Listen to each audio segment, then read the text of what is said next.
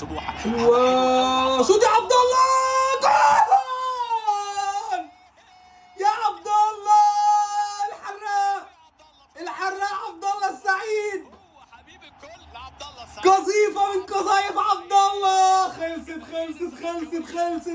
الفرحه والانتصار. يا عبد الله، من جور عبد الله الثاني. الحمد لله الصعود، الحمد لله جول الصعود والتأكيد.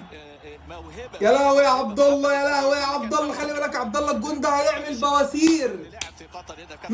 ملك اللعبة وربي، ملك اللعبة الأسطورة عبد الله السعيد، ملك اللعبة، صاحب الخبرة وصاحب القيادة وصاحب الهدف الثاني الجميل اللي يشعل مدرجات الفارس الأبيض والتقدم. لا ليه يا جدعان؟ كل الحذر. شوف أوقات الفرح بتضغط، ايه ده، في ايه؟ التركيز يقل وياتي امامنا هنا الكونجولي مكابي ليليبو ويسجل هدف التقليص. ايه ده؟ دقيقة 74. ايه ده؟ درس امامنا اهو لاعب ماباسو اللي دخل. ايه يا جدعان، ليه جون ببلاش كده يا جدعان؟ ليه يا جدعان؟ فين الدفاع؟